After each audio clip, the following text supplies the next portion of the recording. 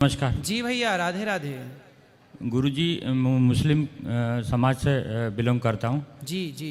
और मैं पिछले आज तीसरा या चौथा दिन है मैं आपकी कथा में सुबह से शाम तक रहता हूँ। जी मैंने इन दिनों में चार दिनों में ये देखा जी। कि आपके द्वारा जो कथा कही गई है हाँ उस कथा में कहीं से भी धर्म या धर्म विशेष से किसी भी तरह का कोई लेना देना नहीं है। जी जी जी। सारा जो एक मैसेज है वो है मानवता का। मानवता। जी मानवता के प्रेम के लिए ही सारे धर्मों का उत्थान, मतलब ईश्वर ने अगर किसी को किसी भी धर्म आचार्य या किसी भगवान को भी अगर दुनिया के अंदर भेजा है तो धर्म की नहीं, मानवता की सेवा के लिए भेजा है। जी जी। लेकिन ये मैसेज देके दिया है कि धर्म के अनुसार मानव की सेवा करना। बिल्कुल। जो जिस धर्म से बिलोंग करता है, चाहे वो मुस्लिम हो, ईसाई हो, हिंदू हो, वो अपने गॉड ऑफ मैसेंजर से ये दुनिया को बताना चाहता है कि मानव सेवा से ही ईश्वर को प्राप्त करा जाता है। भागवत सुनने से मानवता जागती है। मानव मात्र के कल्याण के लिए भागवत जी हैं। जी जी सबके उत्थान के लिए। जी जी। तो आपको बहुत अच्छा लगा? बहुत अच्छा लगा। और मैं अपनी थोड़ी सी एक व्यथा सुनाना चाहता हूँ। बताइए बताइए। गुरुजी, मैं अस्पताल में नौकरी करता था। 2087 से मेरी पोस्टिंग थी। जी। 2006 तक मैं अस्पताल में नौकरी करता था। जी जी। मैं अस्पताल में रह के और मरीजों की सेवा करता था। जी। मुसलमान होने के बावजूद ना तो मैं अपने धर्म की किताबों को पढ़ता था, ना ही मैं नमाज पढ़ता था। मैं ये सोचता था मानव सेवा ही सबसे बड़ा धर्म है। जी। लेकिन ईश्वर ने अपने गॉड ऑफ मैसेंजर से ये बताया कि धर्म के अनुसार ही मानव सेवा करना बहुत ज़रूरी है। जी। आप जिस धर्म में पैदा हुए उसको मानना भी बहुत ज़रूरी है। जी जी। क्योंकि कोई जो धर्म जिस धर्म में पैदा हुआ है उसको मानना बहुत ज़रूरी है। जी। अब आप अपने स्वार्थ के लिए धर्म को बदल दो। जी जी। कि इस धर्म में अच्छा लग रहा है, कल उस धर्म में अच्छा लगेगा, ऐसे तो दुनिया ही मतलब बदल बदल की पूरी ज़िंदगी खत्म हो जाएगी। जी जी। तो श्रीमान जी, एक ऐसी घटना घटी कि जरा सी गलती में मुझे जेल आना पड़ा 2007 में। अच्छा। श्रीमान जी, उन 2000 साल में मैं जब जेल आया तो जेल के ही बंदियों ने और साथ में रह के मैंने किताबों को पढ़ा। हाँ। किताबों को पढ़ने के बाद में मैंने अपने धर्म के प्रति किताबों को जब पढ़ा तो जब मैंने पूरे धर्म की किताबों को पढ़ने के बाद में मुझे एहसास हुआ कि धर्म जो दिखता है वो है नहीं है। जी। उसमें सारी चीजें जो है मानव सेवा के ही बारे में बताया गया है। बिल्कुल। बड़ों का आदर करना, अपने मानव पड़ोसी का सेवा से बड़ा कोई धर्म नहीं है सरकार। धरती में कोई धर्म नहीं है मानव सेवा से बढ़कर। मानव सेवा ही सबसे बड़ा धर्म है। जी जी जी। इसके बाद मैं जब उन 5 सालों में आया जेल के अंदर, तो जब मुझे सजा पड़ी, किसी भी कोई भी गवाह नहीं, कोई जिसने मेरी रिपोर्ट करी थी वो 16 दिन बाद खुद ब खुद मर गई थी गुरुजी। अच्छा। सिर्फ मेरे खिलाफ सिर्फ FIR होने के बावजूद मुझे 10 साल की सजा हुई। अच्छा। लेकिन मैंने भी इसमें ईश्वर का ही समझा कि इसके भी पीछे कुछ कारण हो सकता है। जी। गुरुजी, फिर मैं भोपाल सेंट्रल जेल आया। उस टाइम अपने सुपरिटेंडेंट साहब सोम कुंवर जी थे 2007 में। तो यहाँ सर एक डिप्लोमा हो रहा था, इंजीनियरिंग का डिप्लोमा। उन 3 साल में यहाँ जेल में रुका सर। मैं 3 साल में इंजीनियर बना जेल से। अच्छा। जी सर, मैं इलेक्ट्रिकल इंजीनियर से डिप्लोमा है मेरे पास सर। जी जी। फिर यहाँ से जाने के बाद में 2010 के बाद में अपना मैं कारोबार करता रहा बाहर। लेकिन उस 3 साल में मैं सिर्फ नमाज को सीख पाया। यहाँ पे नमाज कैसे पढ़ी जाती, ईश्वर की आराधना कैसे करी जाती। जी। लेकिन ईश्वर की तरफ से पहुँचाई गई कुरान को मैंने नहीं पढ़ा था। जी। 2019 में मुझे दोबारा सजा हुई।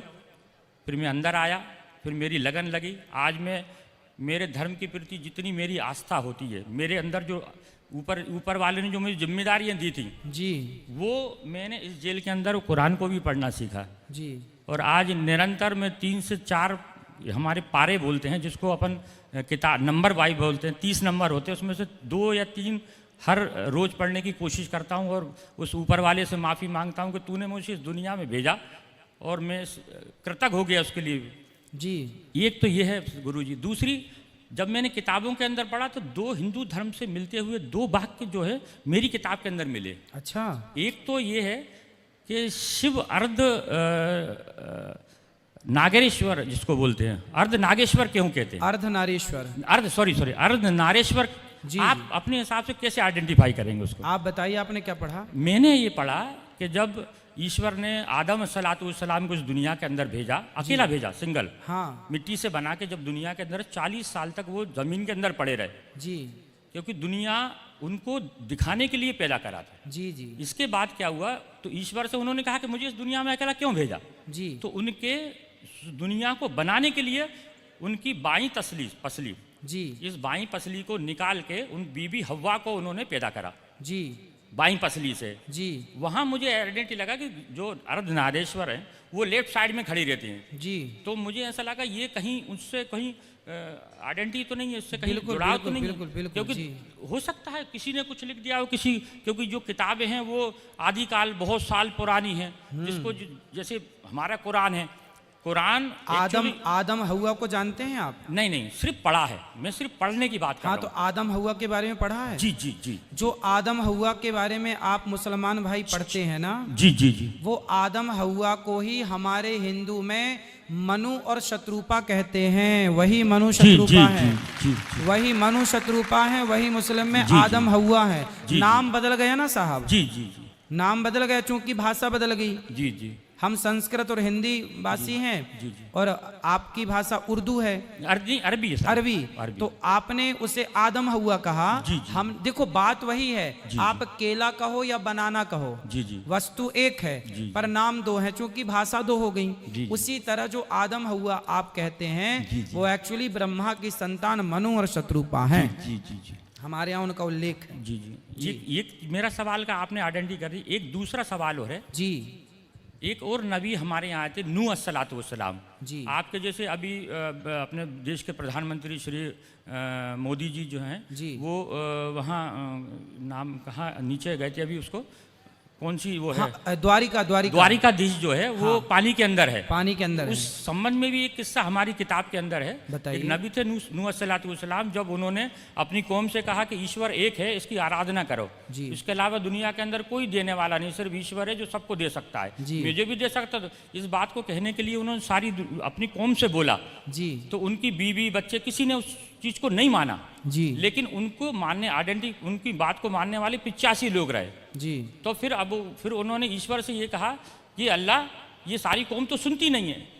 जी तो फिर अल्लाह की तरफ से एक मैसेज आया कि नूह, अपने लोगों से कहो जल्दी ही इस कौम को मैं नस्ते नाबूद कर दूंगा, पानी से डुबा दूंगा, अच्छा डुबा दूंगा। तो फिर उन्होंने कहा अल्लाह ताला जो वो भी डूब जाएंगे जिनने भी मेरी बात को माना है। तो उन्होंने कहा एक नूह, एक कश्ती बनाओ, उस कश्ती में जो तुम्हारे मानने वाले उस कश्ती में बैठ जाएंगे, और वो जो है जो बच जाएंगे, और जो तुम्हारी बात को नहीं मानेंगे वो सारी इसके अंदर जो है पानी में डूब जाएंगे। थोड़ा सा मैं ये नहीं कह रहा कि ये सारी चीज़ें एक दूसरे से सही है, नहीं मिलती हैं, सिर्फ मिलती हैं। वही हमारे शास्त्रों के यहाँ आधार पे। हमारे यहाँ जब भगवान मत्स्य बनकर आए, जी, जी। तो मत्स्य भगवान ने सत्यव्रत नाम के राजा को कहा कि तुम जिसको चाहो इस नाव में रख लो, वो रह जाएगा, बाकी प्रलय काल में सब डूब जाएगा। तो लगभग बातें देखिए, हिंदू और मुस्लिम कितना भी आपस में लड़ लें, लेकिन जब मूल में गहराई में जाएंगे तो ऊपर सब एक ही पाएंगे। जी जी जी जी जी ऊपर सब एक ही पाएंगे, यहाँ कितना भी लड़ लें झगड़ लें। तो यार जी, गुरुजी, इसलिए चाहे हिंदू धर्म हो, चाहे मुसलमान भाई हो, कुरान हो, इन सबको गहराई से जब अध्ययन किया जाएगा तब चीजें निकल कर आएंगी सामने। गुरुजी, एक सवाल का जवाब आपके द्वारा पिछले 5-4 दिनों में ये कहा जा रहा है कि शराब और मांस जो इस्तेमाल करता है जी। वो जो है कलयुग का है साथी है। जी तो गुरुजी, मैं आपको मेरी तरफ से खुद बताना चाहता हूँ जी कि मुस्लिम धर्म के अंदर सबसे बड़ी अगर किसी चीज़ की मनाही है तो वो है शराब। अच्छा, शराब को तो हराम करार दिया गया है। फिर मुसलमान भाई तो शराब पीते नहीं होंगे? गुरुजी, जो मुसलमान है, मैं आपको बहुत अच्छी बात बता रहा हूँ, अगर आप उसको बिल्कुल, जो मुसलमान है वो दारू नहीं पी सकता, और जो दारू पीता वो मुसलमान नहीं है। साफ कुरान हमारा कह रहा है, जो हमारी बात को मानता है वो हमारा है, जो हमारी बात को नहीं मानता हम में से नहीं है। साफ लिखा है सर। अच्छा, बिल्कुल, ये मैं अपनी किताब का आइडेंटिफाई कर रहा हूँ। जी, जो कुरान की बात को मानता है वो मुसलमान है, जो कुरान की बात को नहीं मानता वो हम में से नहीं मतलब वो मुसलमान नहीं। अच्छा जी।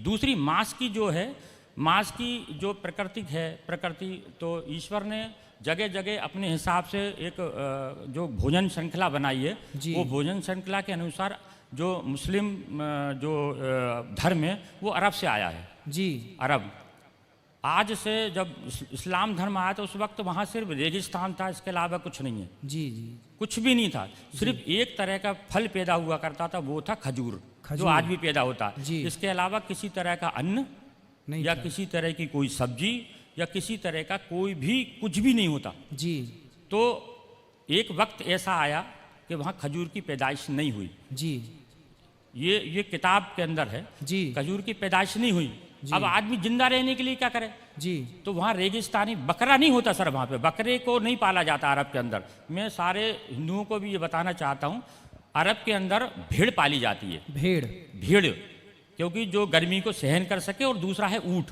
ऊंट। दो जानवरों की वहाँ पैदाइश होती, तीसरा जानवर वहाँ कोई होता ही नहीं है। जी अगर होता है तो कुछ ऐसी जगह होंगी विशेष जहाँ पे जंगल होंगे या कुछ होगा, लेकिन ज़्यादातर राजस्थानी जो जानवर दो हैं। जी जी तो फिर? गुरुजी जो मुसलमानों का एक तो ये तो आहार श्रृंखला में आ गया, मजबूरी में जिंदा रहने के लिए क्या खाएं, हाँ हाँ पहली चीज। दूसरी चीज ये है, जो बकरे वाली बात आई उसकी मैं थोड़ी सी आपको चर्चा करके बता देता हूँ। हमारे धर्म के अंदर एक नबी आए थे, इब्राहिम अस्सलातुवस्सलाम।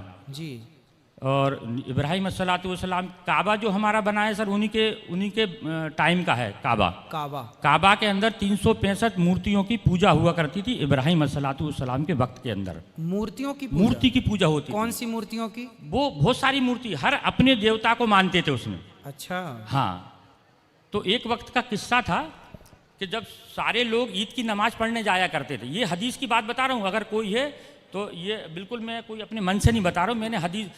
मैं मुसलमान सर, किताब पढ़ के मुसलमान बना हूँ। जी जी मैं सुनाया मुसलमान नहीं हूँ। वाह। मैंने धर्म को पहले पढ़ा है, फिर उसके ऊपर लागू करा है, अमल किया है। जी। अमल करा। मैंने किसी से मुल्ला ना मौलवी से मैंने किसी से ज्ञान की प्राप्ति नहीं करी, मैंने किताबों का ज्ञान पढ़ा है। बिल्कुल ऐसे ही होना चाहिए। और मुसलमानों को भी अपने धर्म ग्रंथों को खूब इनकी तरफ पढ़ना चाहिए गहराई से।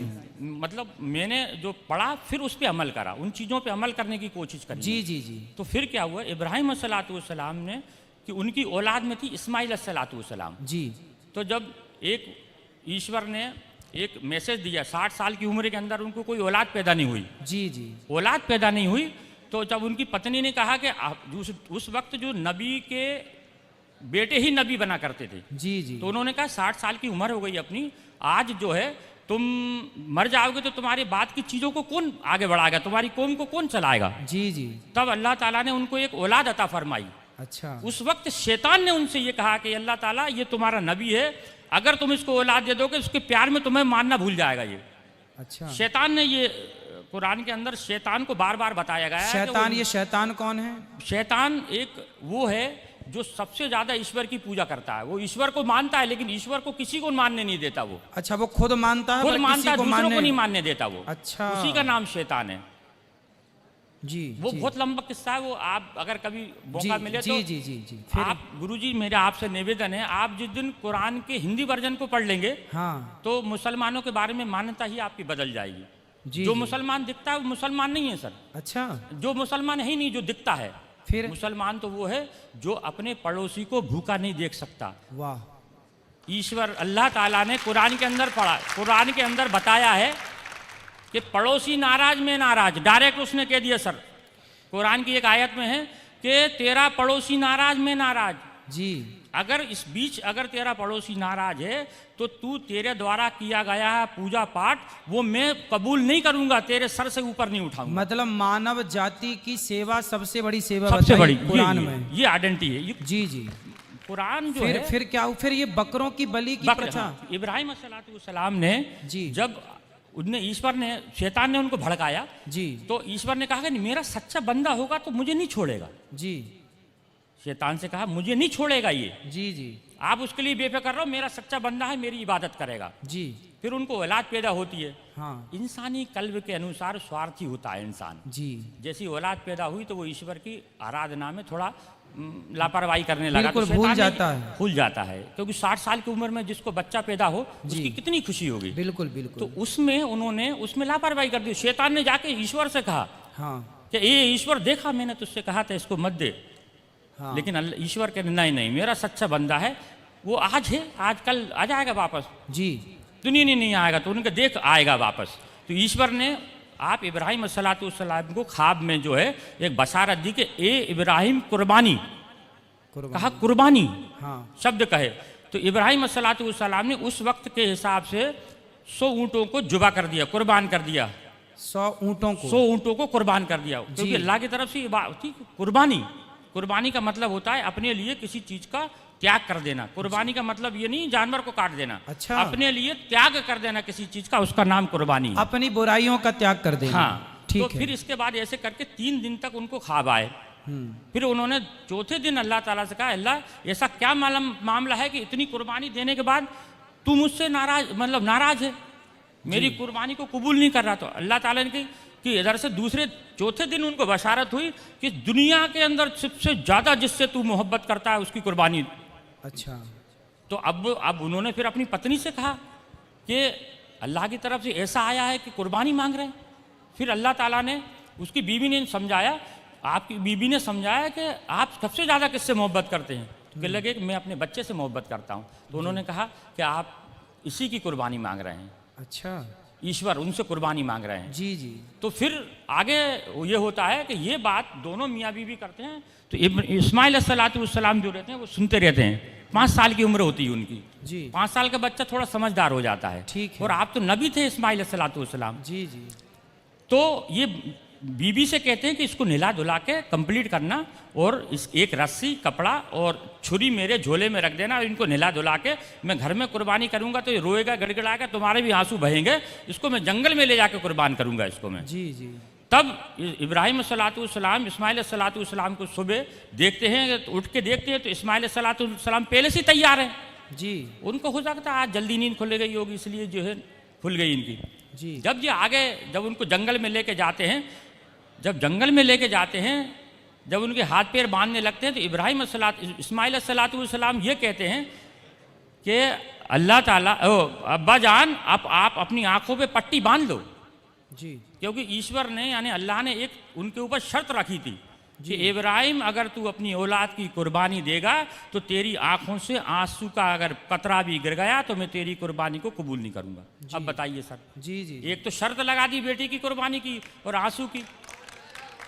यही हमारे यहाँ एक घटना घटी। हमारे यहाँ एक राजा हुए हैं मोरध्वज। मोरध्वज ने भी अपने बेटे को आरे से चीर कर दान दिया था, और उसकी भी शर्त थी कि आपकी आंखों में आंसू नहीं आना चाहिए, तब आपकी पूजा और आपकी भक्ति को स्वीकार किया जाएगा। तो देखिए, जो हमारे धर्म ग्रंथों की कहानियां हैं, जो चर्चाएं हैं, जो कथाएं हैं, वो कहीं ना कहीं मैच हो रही हैं। हमारा जो धर्म है इतना श्रेष्ठ है। जी, हमारे यहाँ भी मोरध्वज की एक कथा इसी से मैच करती है। जी, थोड़ा शॉर्ट में करता हूँ, लोग कह रहे हैं कि शॉर्ट में करो। जी जी। उसमें फिर आगे जाके जब वो पट्टी बांधते हैं, हाँ, पट्टी बांधने के बाद में उनको ऊपर जब छुरी फेरते हैं, जी, जब छुरी फेरते हैं तो छुरी चलना बंद हो जाती है। अच्छा। क्योंकि छुरी भी दुनिया के अंदर ईश्वर की मोहताज है। दुनिया के अंदर कोई भी, मैं आप, दुनिया की हर चीज़ ईश्वर की मोहताज है। ठीक है। वो ईश्वर जब तक किसी चीज़ को आदेश नहीं देगा, वो उसकी हिम्मत नहीं है कि वो उस पर किसी चीज़ पे चल जाए। जी जी। फिर जब वो जबरदस्ती फेरते हैं तो मैं की आवाज़ आती है सर। मैं। ये सब किताबों के अंदर लिखा है। जी जी। मैं की आवाज़ आती है तो देखते हैं कि मेरे बेटे के अंदर से मैं यानी घमंड, अभिमान। मैं का, कुरान का मैं अगर लिखा है, मैं का मतलब होता है घमंड। जी। कि मेरे बच्चे के अंदर से मैं की आवाज़ आई। जी। तो वो जब कपड़ा हटाते हैं तो देखते हैं कि एक जो है भेड़ का बच्चा है जो नीचे पड़ा हुआ है, और इस्माइल सलाम दूर खड़े हैं। अच्छा। सिर्फ ईश्वर की परीक्षा थी वो। जी, मकसद था सिर्फ परीक्षा लेना। परीक्षा लेना। अब वो पूछते हैं, इस्माइल से अल्लाह से पूछते हैं, अल्लाह आपने एक तो ये कटवा दिया, हाँ। आपने परीक्षा ली, जानवर का क्या करना है? तब उन्होंने ये कहा था कि इसके 3 हिस्से करो, एक आप खाओ, एक पड़ोसी में बांटो और एक गरीबों को दो। फिर उन्होंने कहा कि ये वाली जो चीज़ है कुर्बानी, यानी ईश्वर की तरफ से दी गई हर चीज़ की कुर्बानी मुसलमान के लिए जायज़ है। तो उसकी इस चीज़ को, उस घटना को याद करने के लिए लोग बकरा ईद पे कुर्बानी करते हैं। बकरा खाना मकसद नहीं है, हाँ या बकरा काटना मकसद नहीं है जी। मकसद है सर सिर्फ उस चीज को याद करना कि अब बाप ने अपने बेटे की कुर्बानी सिर्फ ईश्वर के कहने पे दी, ये मकसद है सर, ये है बस अकेला, ये समझाना चाह रहा था। बकरा काटना मकसद नहीं है, जी। मकसद था सिर्फ ईश्वर के आदेश का पालन करना, जी। ये था बस। नहीं तो उन्होंने किया ईश्वर के आदेश का पालन, उन्होंने किया ईश्वर के आदेश का जी, पालन, जी जी तो फिर बाकी लोग उस बकरे को काटने का वो रिवाज चालू हो गया। जी जी जी बस मकसद सिर्फ इतना सा था कि इस चीज को याद करना है। और तो अभी आपके हिसाब से ये बकरा काटना आज के युग में, चलो उनकी मजबूरी थी, उन्होंने ईश्वर ने उनकी परीक्षा ली, पर जी। आज तो किसी की परीक्षा नहीं ले रहा है ना कोई। आज के हिसाब से जिस हिसाब से लोग बकरा ईद को इस्तेमाल इस चीज़ को करते हैं, वो उनको इस चीज़ का ज्ञान ही नहीं है कि इसका मतलब क्या है। जी। उनका मतलब है कि उस जानवर को अपने बच्चों के जैसा पालो और फिर उसको अपने हाथ से ज़िबा करो, उसको फिर उसको बांटो दूसरों में, कुर्बानी सिर्फ उस चीज़ को याद करने के लिए है मकसद, जी। और सबके लिए नहीं है। जो ये कुर्बानी करना सबके लिए नहीं है, अच्छा। जो जिसके पास हैसियत है उसके ऊपर जायज है बस अकेला। जी जी। सबके लिए नहीं है सर, ये सबके लिए नहीं है, सिर्फ जिसके ऊपर जायज है उसके लिए ऊपर है। तो ये किसी की हत्या करना, बकरे की इत्यादि हत्या, ये सही है या गलत है? मेरे हिसाब से अगर धर्म के हिसाब से देखें तो मैं मानता हूँ उसके हिसाब से, उस वक्त के हिसाब से सही होगा। हाँ। अब आज के हिसाब से ये बड़े बड़े धर्म गुरु हैं, वो आपके, क्योंकि हर धर्म के एक गुरु होते हैं, जैसे आप हिंदू धर्म के आइडेंटिफाई हैं, आप जैसा आदेश देते हैं, अगर मैं अपने यहाँ से कहूँगा कि नाजायज़ है तो ये उनकी खिलाफत हो जाएगी, उनकी बुराई हो जाएगी। जी। और बुराई मतलब ये है कि किसी धर्म के प्रचारक की बुराई करना जी, हो जी। सकता, मैं अपने अंदर से कह सकता हूँ मेरे लिए बुरा है, लेकिन मैं धर्म के मामले में नहीं से कह सकता कि ये धर्म के जो बड़े हैं उनके खिलाफ मैं अपना आदेश दूं कि नहीं ये बुरा है। जी जी जी। मैं अपने, क्योंकि मेरे घर में मेरे हिसाब से हम लोग मांस का बहुत कम उपयोग करते हैं, शादी ब्याह में जाते हैं, घर में इस्तेमाल नहीं करते सर हम। जी जी। शादी में हमारे यहाँ नॉनवेज नहीं बनता सर, हम लोग, क्योंकि मैं ऐसे परिवार से बिलोंग करता हूँ जहाँ संबंध दूसरे लोगों से ज़्यादा हैं सर। चलिए, भगवान आपको सुखी रखें। जी, जी। आपसे बात करके अच्छा लगा। अपराध क्या हो गया आपसे कि जेल आना पड़ा आपको? अपराध सर एक सिर्फ चांटे का अपराध था। मेरे मोहल्ले के अंदर एक पड़ोसी से लड़ाई हो गई थी, तो मैंने उसको चांटा मार दिया था सर। अच्छा। तो उसकी थाने में रिपोर्ट कराने गए कि मेरा चांटा कर दिया, तो हमारे दुश्मनों ने वो कहा कि चांटे की क्या रिपोर्ट करना, अपनी बीवी से उन्होंने 76 लगवा दिया था सर, ये था। अच्छा, चलिए, भगवान आपको सुखी रखें, जी, जी। जल्दी मुक्त करें आपको।